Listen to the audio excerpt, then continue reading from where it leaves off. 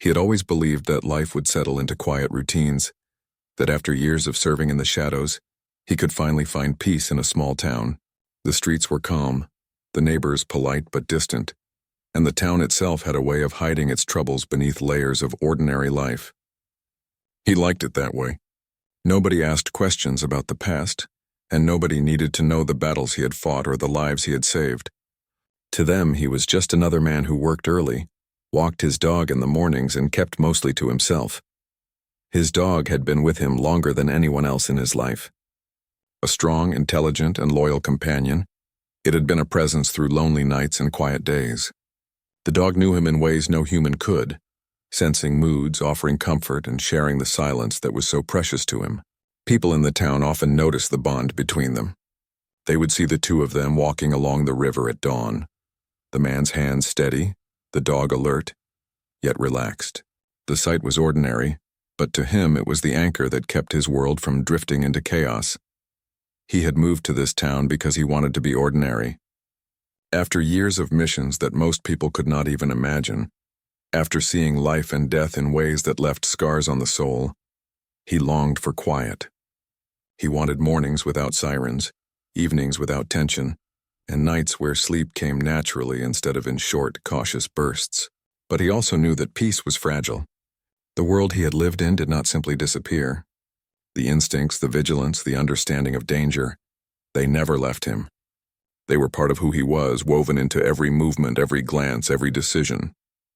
On that particular morning, the sun was rising in shades of orange and gold. He took his dog down to the park, as he always did.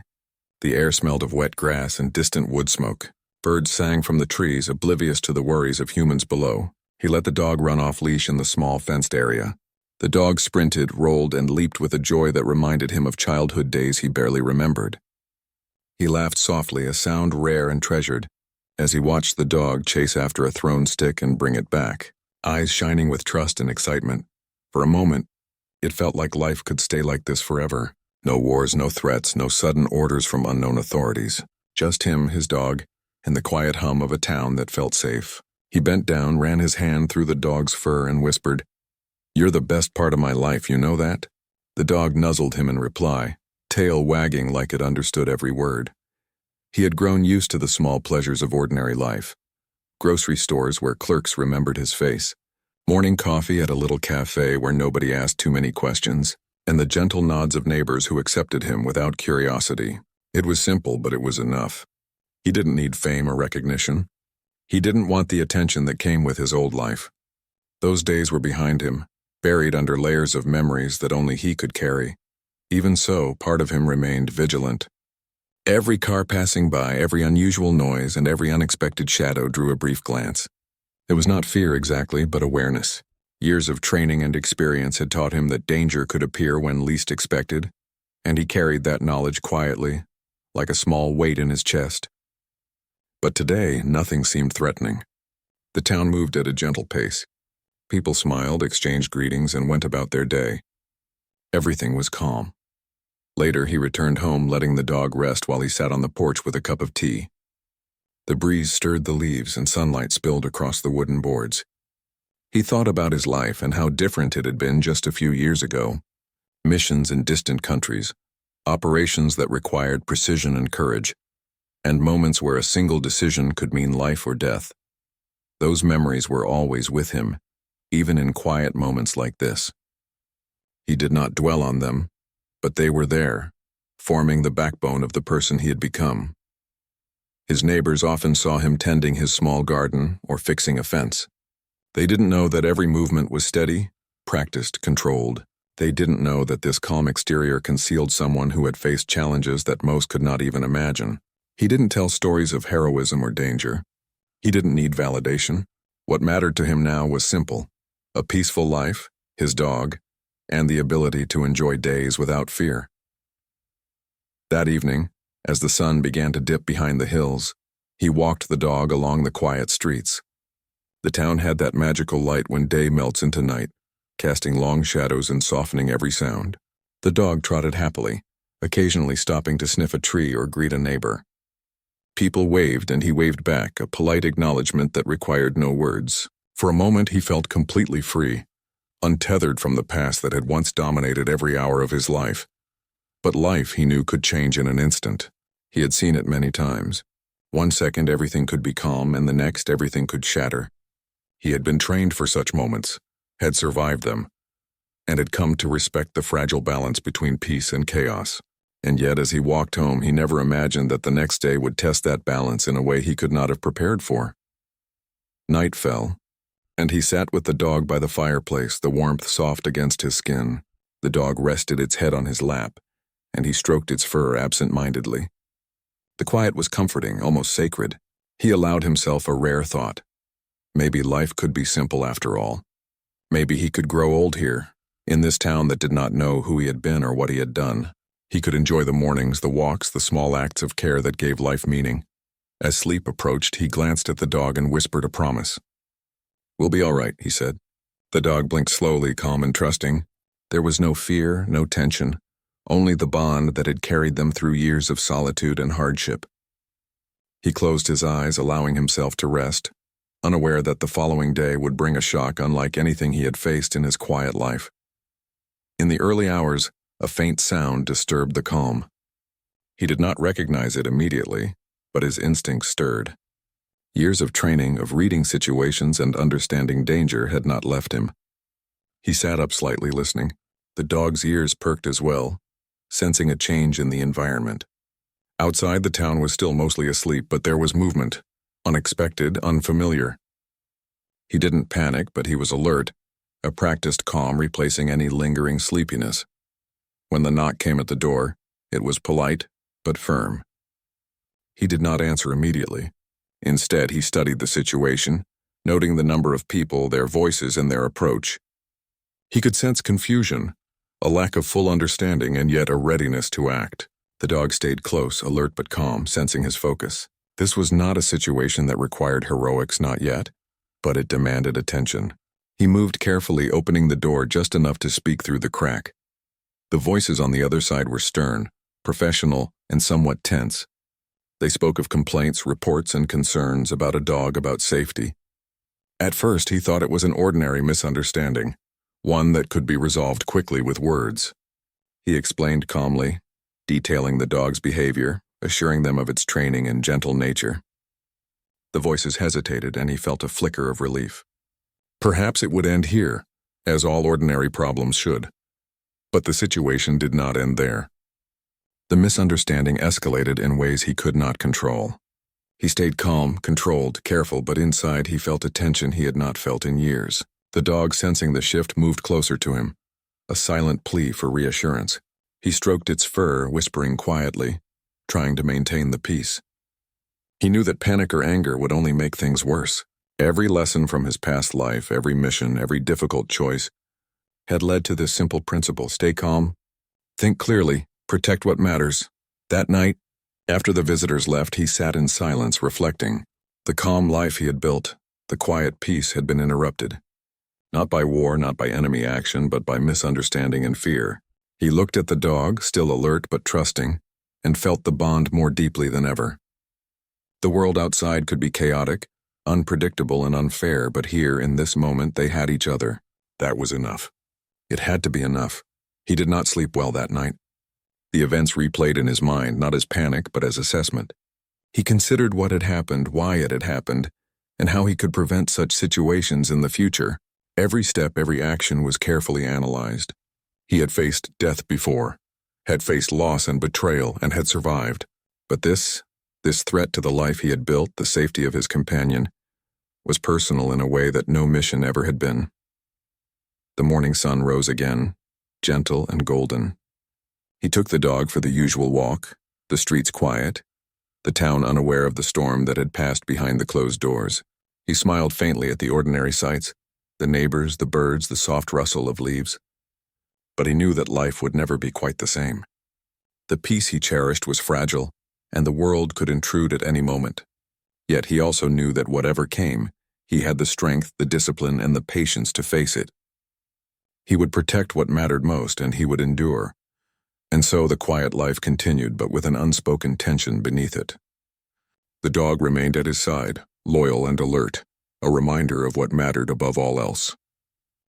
The town went about its days, unaware of the man who had lived in the shadows of the world, who had seen things few could imagine, and who had returned to ordinary life seeking peace.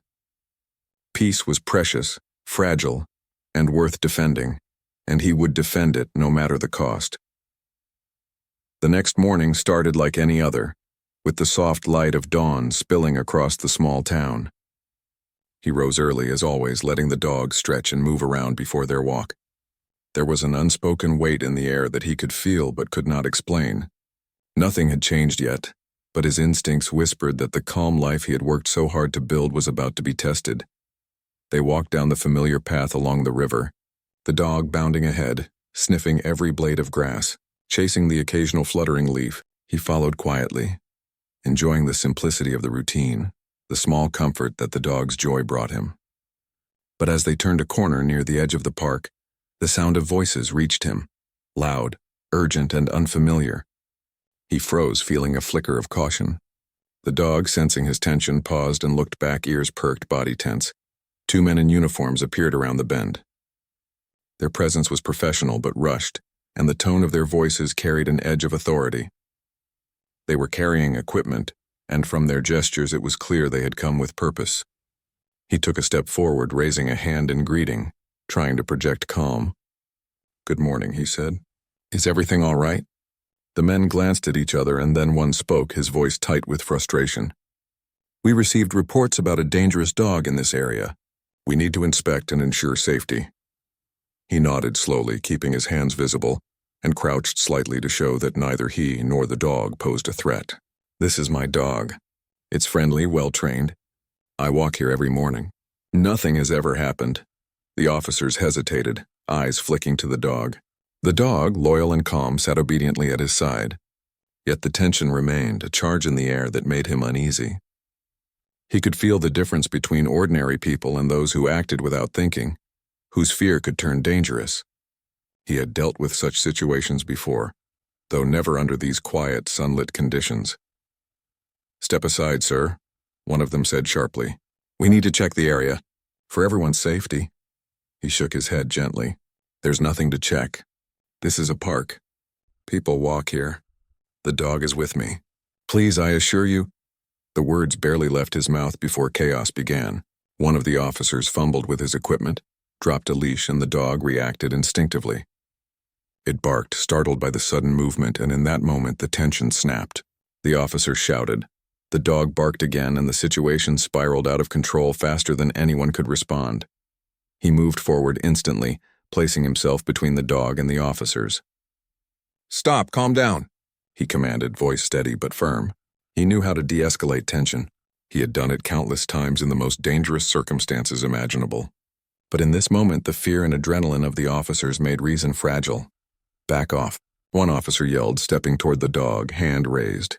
The dog, protective but not aggressive, growled softly and moved closer to him, seeking reassurance. He spoke again, calm but commanding, trying to make them see sense. "It's okay. He's not dangerous. Step back!" But fear is contagious and panic can twist perception. The officer misread the dog's movement as aggression. In a fraction of a second, a gunshot rang out. The sound cut through the morning like fire. The dog yelped, a sound that pierced his chest more sharply than any alarm or explosion he had ever heard. The world seemed to slow down. He lunged forward, heart hammering, eyes wide, but it was too late. The dog collapsed to the ground, still but alive for only a heartbeat more. The officer's face twisted with horror, realizing what had happened. He fell to his knees, but the damage was done. His companion, his friend, his family was gone. He stood frozen, the silence that followed heavier than any battlefield he had ever known. His mind struggled to process the scene. He had seen death many times, faced enemies and accidents, but this was different. This was personal, intimate, devastating. He had spent years protecting life, training others to survive, saving strangers in impossible situations, and now he had failed to protect the one creature who had given his life joy and purpose. The officers backed away, hands raised, speaking hurriedly, offering apologies and explanations, but he could barely hear them. Their words were meaningless. The dog had been gone in an instant, and nothing could reverse that. The dog's eyes, its trust, its loyalty, they were gone. He sank to his knees beside the body, hands trembling, tears slipping unbidden. The dog nuzzled his hand one last time and he whispered through his own sobs, "I'm so sorry. I'm so sorry." Neighbors began to appear, drawn by the sound of the gunshot and the shouting. Their faces were a mixture of confusion and pity. They had never seen him cry before. He didn't notice them, didn't speak to them. His world had shrunk to the space beside his fallen companion, the weight of loss pressing down harder than he had ever felt. For hours, he remained there, staring at the ground. Every memory of his life with the dog came rushing in. Early morning walks, quiet nights by the fireplace, the playful leaps and happy barks that had made the town feel like a home. The officers tried to explain their actions, to justify the misunderstanding, but each word sounded hollow, meaningless against the finality of what had happened. By midday, the crowd had dispersed, leaving only him and the officers. They offered to take him somewhere to arrange procedures, but he shook his head. He didn't want to move. He didn't want to leave the dog alone. His mind, usually precise and analytical, refused to think clearly. The grief was thick, almost suffocating, but beneath it was a deeper, more dangerous force, the simmering fire of anger, of injustice. He stood slowly, body tense, hands clenched. The training, the years in Delta Force, the countless operations where lives hung in the balance, they all came rushing back. His instincts sharpened. His mind calculated, assessed, and planned. He didn't want revenge, not in the way others might think, but he wanted accountability. He wanted recognition of what had been lost, for justice to be done for the one being who had loved him unconditionally. The officers seemed unsure now, sensing something in his demeanor that they did not understand. There was a calm power about him, a quiet authority that demanded respect without a word. His gaze was steady, unwavering, and even as grief throbbed through him, they could feel the controlled storm beneath. He was not the man they had assumed, a peaceful civilian unable to respond. They had underestimated him, and the realization left them uneasy. He spent the rest of the day gathering the few possessions that belonged to the dog, wrapping them carefully, his hands shaking but precise. Every item held memories, the favorite toy, the blanket, the worn collar. Each carried the echo of joy, trust, and companionship. He could not let them go lightly. These were the fragments of the life they had shared, the pieces of his world that remained intact even as his heart broke. Evening fell, and he sat alone in his living room, staring at the empty space where the dog's bed had been. The silence was oppressive, but he allowed himself to feel the grief fully, to sit with the loss and to remember every moment they had shared. Tears came again, and this time he welcomed them. They were a release, a reminder that even the strongest could feel, could mourn, could love deeply. At night he did not sleep well. Every sound outside seemed amplified, every shadow suspicious. The ordinary calm of the town felt fragile, almost unreal. The grief and anger mingled within him, sharpening his awareness. He had survived the unimaginable in battlefields far from home, yet nothing had prepared him for the heartbreak of losing the one creature who had given his life unconditional love. He understood, in that sleepless night, that life would never be quite the same. The world outside his door, once familiar and safe, now seemed unpredictable. The officers had acted without understanding, without foresight, and the consequences had been irreversible. The injustice burned within him, not as reckless anger, but as a controlled determination to ensure that what had happened would not happen again, not for him, and not for anyone else. He rose early the next day, carrying the grief like a weight but moving with purpose. The town remained unaware of the storm within him, of the man who had faced impossible situations and survived, who now channeled his loss into calm, deliberate action. He visited the spot where the dog had fallen, laying down flowers, whispering softly, promising that the memory of their bond would not be forgotten. "I will make this right, buddy," he murmured, voice steady despite the tears in his eyes. Neighbors passed by, noticing his quiet presence but saying nothing. They saw only grief, not the depth of experience, the strength beneath the sorrow. They could not understand that this man, who had lived through wars and missions that defied imagination, had been brought to his knees by loss in a quiet town park. The dog had been more than a companion. It had been a piece of his soul, and the absence left a space that no words could fill. The day stretched on, and the officers returned to discuss the incident. He listened calmly but firmly as they explained procedures, reports, and apologies. But he knew that no words could undo the damage. He would pursue accountability, yes, but he would do so with the precision and discipline that had always defined him. The grief would not drive rash action. It would guide measured, unwavering steps toward justice and recognition of what had been lost. By nightfall, he sat in his quiet home staring at the empty space, feeling the bond with the dog still present in memory. He allowed himself to imagine the joyful moments once more, the playful leaps, the comforting nuzzles, the simple happiness of being together. And in that reflection he found the first hint of resolve. The loss was immense, but it would not destroy him. He would honor the dog's memory through patience, action, and courage. The small town remained unaware of the man's past, unaware of the strength, skill, and discipline beneath the calm exterior. They only saw grief and quiet determination, yet beneath the surface a force was awakening, one shaped by years of survival, loyalty, and courage. The dog had been taken, yes, but the man's will remained intact, sharpened by sorrow and guided by a principle that had always defined him: protect what matters, and act with precision. The quiet life had ended in an instant, but the story was far from over.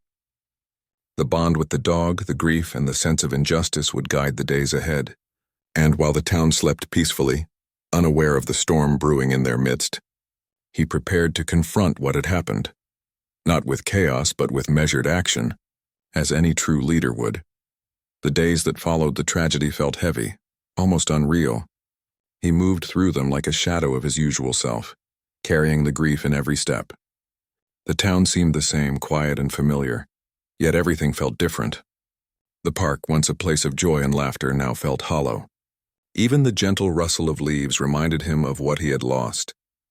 Every corner of his small home held memories of the dog, its collar on the hook, its favorite blanket neatly folded on the couch, toys arranged in the spot where it had once played.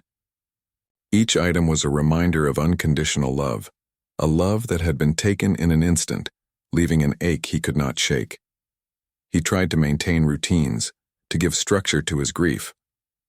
Mornings still began with a walk, but the space beside him was empty. He kept the leash in his hand for habit, half expecting the dog to appear, bounding happily toward him. No matter how many times he reminded himself, the reality was impossible to ignore. His heart ached with a sharp, constant pain that was hard to bear. Friends in the town noticed his withdrawal, his quiet manner, but he did not explain. There was no point. Words could not capture the depth of loss, the betrayal he felt at the unnecessary, careless act that had taken his companion from him. At first, he wrestled with his emotions. Anger flared unpredictably, bubbling beneath the surface, only to be replaced by waves of sorrow. Nights were the hardest. Sleep was fragmented, haunted by memories and images of the dog. He remembered the sound of the gunshot, the sudden yelp, the way it had collapsed in the grass. He remembered the look in its eyes in that final moment, a look that had trusted him completely and then faded. He felt a bitterness that had no target.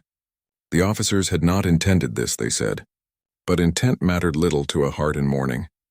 Yet, within the grief, another part of him stirred, a controlled, deliberate force that had been honed over years. He had lived through danger, death, and chaos that would have broken most people. He had survived missions that required precision, courage, and calm under pressure. The instincts that had once kept him alive, the discipline that had guided every decision, were still there. They had not left him. And now they focused not on battle but on something deeply personal, seeking justice for the life that had been lost. He began documenting everything. Details of the incident, times, places, the officers involved, their actions and words. He wrote with a steady hand, careful to avoid exaggeration. This was not about revenge, it was about truth. He had seen what lies could do, how misrepresentation could protect the careless while punishing the innocent. He wanted a record, an unassailable account of what had happened. Each word he wrote felt like a small measure of control in a world that had suddenly felt chaotic. People in the town began to notice a change in him. The quiet man, once reserved, now carried a focused intensity. He did not shout or lash out, but there was a clarity in his movements, a sense of purpose that drew attention. The neighbors who had once only seen him walk his dog now saw a man who refused to be broken by circumstance. His grief was visible, but it was tempered with strength. He did not speak of his past, but it shaped his presence in ways that others instinctively felt. He began visiting the park at the same time each day, retracing the steps of that tragic morning. It was a ritual not of sorrow alone, but of understanding. He observed, noting the layout, the pathways, the trees, the benches. He considered what had happened, what had led to the misunderstanding, and what could prevent it from happening again. Every movement was deliberate, every observation purposeful. The town remained unaware of the depth of his experience, of the skills and insight that had once made him a leader in life and death situations. The officers involved returned to the park occasionally, attempting to make procedural amends, but he met them with calm authority. He did not raise his voice, did not threaten, did not act impulsively. Instead, he spoke clearly, each sentence measured, each point undeniable. He demanded acknowledgement of the facts, accountability for actions, and recognition of the loss. He did not argue about blame. He focused on truth and consequences. His presence alone carried weight, and even those unaware of his past felt the gravity of his calm insistence. He began to reflect on the bond with his dog in a way that gave him purpose. The loyalty, the trust, the joy they had shared, it had been a life lesson in its purest form. He realized that even in sorrow there was wisdom. He vowed that the loss would not be in vain. The world could be careless, cruel, and unfair, but he could act with fairness, with discipline, and with integrity. That was the only way to honor the life that had been taken. As days passed, he started small efforts to raise awareness. He spoke with people quietly, calmly, about the responsibilities of handling animals, about caution and communication. He did not cast blame for the sake of anger. He shared knowledge for the sake of safety. Slowly, the town began to listen. His voice was measured, precise, and calm, an authority built not on loudness but on experience. People who had never paid attention began to notice his wisdom. Children who had once watched him play with the dog now paused to observe, sensing the change, sensing the seriousness beneath the quiet exterior. Evenings were the hardest, yet they became moments of reflection and planning. He walked through the empty rooms, remembering every detail of the dog's life, considering every choice that had led to that morning. Each memory was a lesson, each tear a reminder of love and responsibility. He understood that grief alone was not enough. Action, thought, and calm determination were needed to ensure that similar tragedies could be prevented, and that justice would be served. He did not retreat from the world, but he moved within it differently. Ordinary conversations became opportunities to observe, to educate, to ensure clarity and understanding. He helped neighbors handle animals, gave advice on safety, and shared his calm approach to problem solving.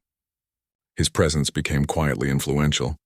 People respected him not because of his past, which they did not know, but because of the integrity and steadiness he demonstrated in every interaction. At night, he often sat alone, staring at the empty space where the dog had slept. He let memories flow freely. Playful mornings, quiet nights, the comforting weight of a head resting on his lap. The grief remained, but it became intertwined with resolve. He understood that life could be unpredictable and unjust, but one could still act with purpose, with precision, and with care. The dog's life, though short, had left lessons that would guide him forward. Weeks passed, and the officers began to recognize that he was not an ordinary grieving man. Their attempts to placate or dismiss the incident were met with firm, calm insistence on truth and accountability. They began to realize that the man's grief was not reactive but deliberate, controlled, and powerful. It was not born of anger alone but of experience and wisdom. Each interaction was precise, each point undeniable, leaving them uncertain how to respond. The town began to change subtly too. Awareness grew about animal safety, responsibility, and communication.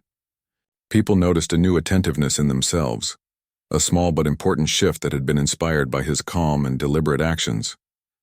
The dog's memory, carried in his grief and in his teachings, began to have an impact beyond his immediate circle. He had turned loss into guidance, sorrow into influence, and grief into responsibility. He continued documenting everything meticulously. Every conversation, every interaction, every step taken toward accountability was recorded. The notes were precise, clear, and factual. He did not allow exaggeration or speculation.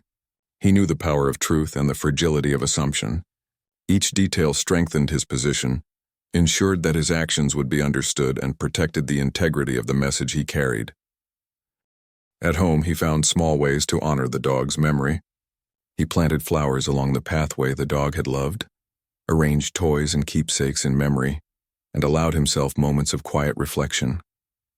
He spoke aloud sometimes, recounting stories, sharing thoughts, and expressing what he could not in conversation with others.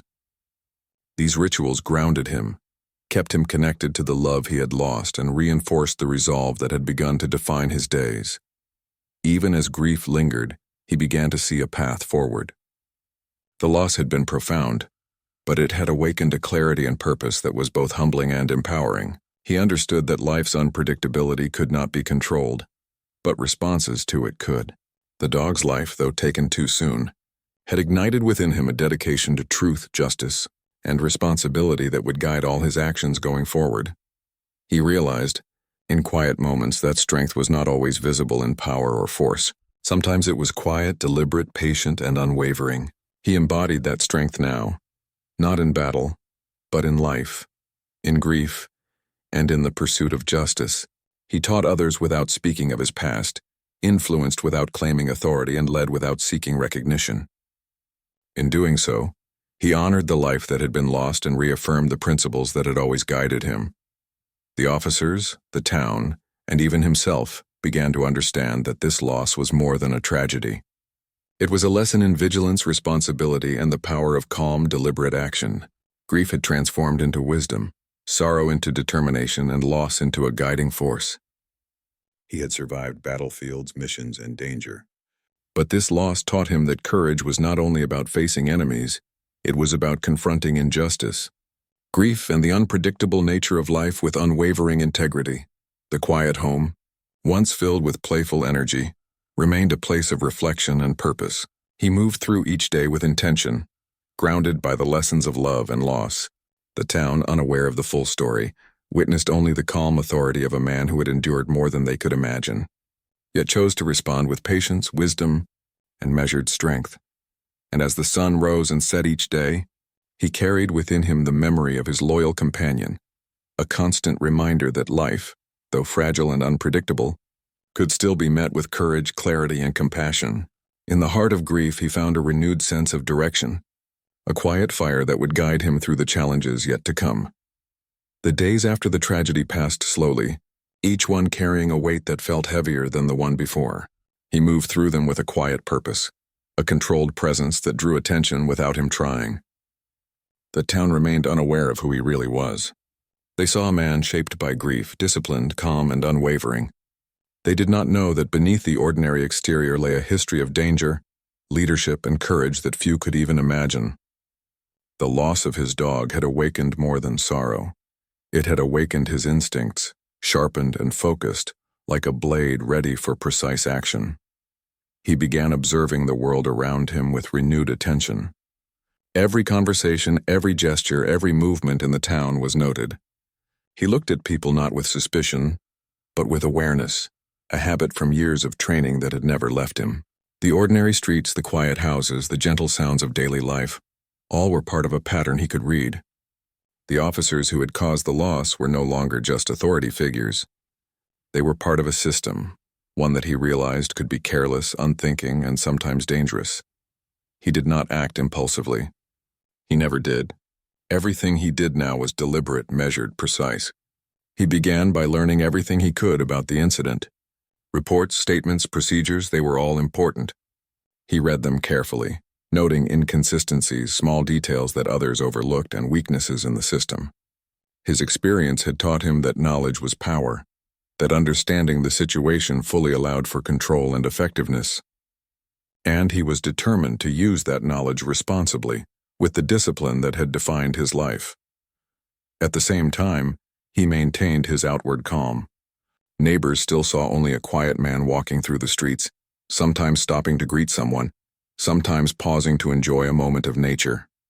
He smiled, nodded, and spoke politely, but every interaction was layered with attention, observation, and understanding. He did not reveal his past, nor did he need to. People could sense the quiet authority, the strength beneath the calm, even if they did not know its source. The officers returned occasionally, attempting to offer explanations or placate the situation. Each time he met them with calm scrutiny. He listened carefully, questioned deliberately, and never let emotion guide him. He understood their perspective, but he did not accept excuses. The life that had been lost demanded accountability. His presence alone carried weight. He did not raise his voice, but the firmness in his tone and the clarity in his words left little room for denial. Even the town began to notice a change in the interactions, sensing that this man could not be ignored, that there was more to him than met the eye. He also began reaching out quietly, without fanfare, to people who had experienced similar situations, those who had suffered loss or witnessed carelessness that could have been prevented. He shared advice, offered guidance, and spoke with a calm authority that drew respect. People listened because he spoke from experience, from understanding, not from anger or pride. He did not tell them of his past missions or his leadership in situations they could not imagine. That was unnecessary. The lessons he shared were universal: how to remain calm, how to act with integrity, and how to protect what mattered most. As the days turned into weeks, he found himself drawn more and more to the public spaces where the incident had occurred. He walked the park paths, observed the officers' routines, and noted how animals and people interacted in those areas. He began suggesting small changes, quietly pointing out improvements that could prevent future misunderstandings. Benches were repositioned, signs were adjusted, and community awareness slowly increased. He did not demand recognition, and none was needed. His focus was the safety and care of others, the preservation of life, and the prevention of mistakes like the one that had taken his dog. Evenings were moments of reflection and planning. He would sit in the quiet of his home, sometimes staring at the empty space where his dog had slept, sometimes reviewing notes, maps, or observations. The grief remained, but it was no longer consuming. It had transformed into a steady determination, a fire that burned quietly beneath his calm exterior. He understood now that strength was not only about fighting enemies, but about confronting injustice, guiding others, and shaping the world with care and precision. Neighbors began to notice more subtle changes in him. They saw the way he spoke with authority, the patience in his interactions, the careful attention to detail. People began to come to him for advice, for guidance, for support. They did not know why they trusted him so completely, but they did. He never forced leadership upon anyone. It was simply present in every action, in every decision, and in every word. His influence grew quietly, naturally, and without spectacle. The officers, meanwhile, became increasingly aware of his presence and influence. They could no longer dismiss him as an ordinary grieving man. Each conversation, each interaction was met with scrutiny, and they realized that he was not someone to underestimate. There was a depth to his calm, a precision in his words, and a focus in his actions that reminded them, subconsciously at least, that they had acted recklessly, and that recklessness had consequences. In his private moments, he began to revisit the skills and training that had once defined his life, not for violence, not for revenge, but for clarity and strategy. He practiced discipline in every action, refined observation skills, and enhanced situational awareness. These exercises were private, silent, and deliberate. They were a way to channel grief into productive focus, to ensure that every step he took in the world was intentional and precise. He also reflected deeply on the bond with his dog. That connection, that loyalty had been pure and unwavering. It had taught him more than any mission or operation ever could, about trust, about love, about responsibility. He carried that lesson into every interaction, every decision, every observation. Even in the absence of his companion, the values remained, guiding him and shaping his presence. One day, he noticed a small act of recklessness in the park. A child had left a gate open and a dog ran freely into the street. His instincts kicked in immediately. Calmly, he approached, guiding the child and securing the gate, ensuring no one was harmed. It was a small act, seemingly ordinary, but it carried profound significance. He had learned that ordinary life could be just as dangerous as a battlefield, and that careful, deliberate action could prevent tragedy. The people who witnessed the event were impressed by his calm authority, sensing that this man's abilities went far beyond the ordinary. News of his influence began to spread quietly. Neighbors spoke to each other about the quiet man who seemed to have a presence that commanded attention, without speaking loudly. They shared stories of his guidance, his patience, and his ability to handle difficult situations with calm precision. Yet, even as his reputation grew subtly, He remained the same quiet figure, focused on action, not recognition. The bond with his lost companion had given him a mission of sorts, not to seek fame or acknowledgement, but to create a safer, more thoughtful community. He continued documenting everything meticulously. Notes, observations, small incidents, and interactions were all recorded with care. His precision ensured that there was a complete record of events, both for accountability and for understanding. This discipline was second nature, a habit ingrained over years of training and leadership. The documentation served multiple purposes. It kept him focused, provided clarity, and would later serve as proof of his actions and the steps he had taken to prevent further harm. As months passed, his presence became a quiet anchor for the town. People turned to him naturally for guidance, safety advice, and practical solutions. He never demanded it, never sought praise. The respect he earned was organic, born from consistent, careful, and thoughtful action. The town unknowingly had a protector among them, not one who sought headlines, but one who acted with integrity, patience, and vigilance. At night, he often walked alone, revisiting the park, reflecting on the events that had changed his life. He thought about his dog, about loyalty, and about the lessons of trust and care.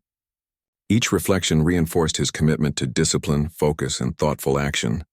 Grief was still present, but it had transformed into strength, quiet and deliberate, guiding his every choice. One afternoon, a group of local officials approached him regarding safety procedures in the park.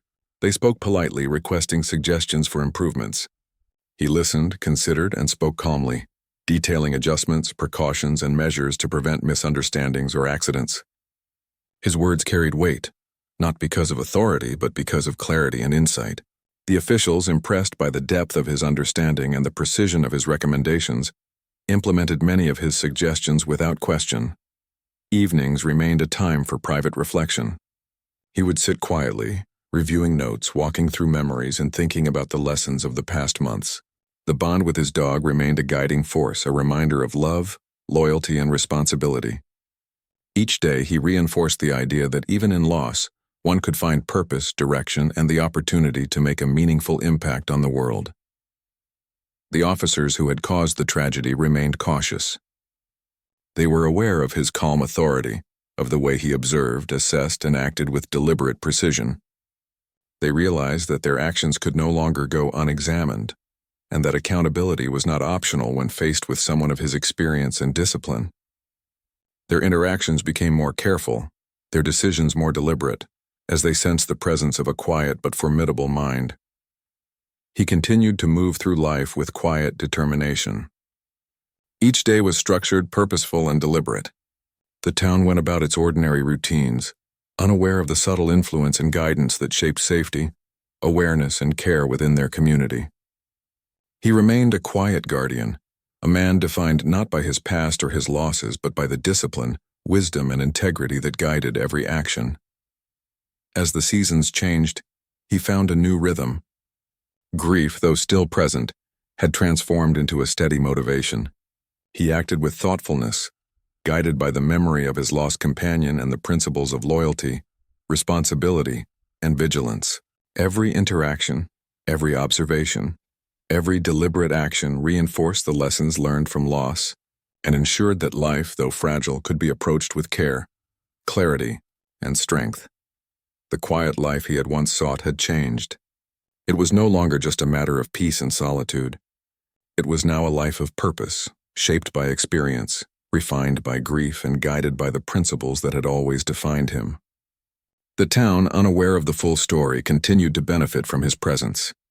People felt safer, more aware, and more thoughtful in their interactions.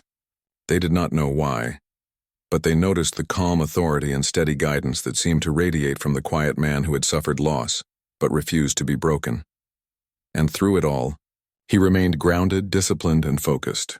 The bond with his dog, though absent in body, remained present in memory, guiding his actions, shaping his purpose, and reminding him of the responsibility that comes with loyalty, love, and care.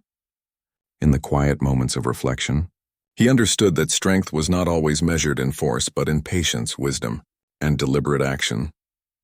The weeks that followed were a blend of quiet observation, meticulous planning, and patient action. He had learned a crucial lesson from the tragedy. Life was fragile and moments of carelessness could destroy it. But he had also learned that grief could be transformed into purpose.